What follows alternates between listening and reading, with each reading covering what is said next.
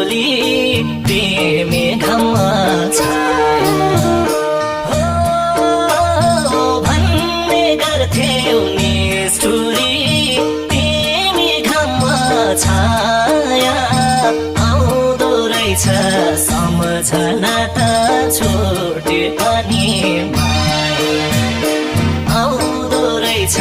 सम्झना त छुटे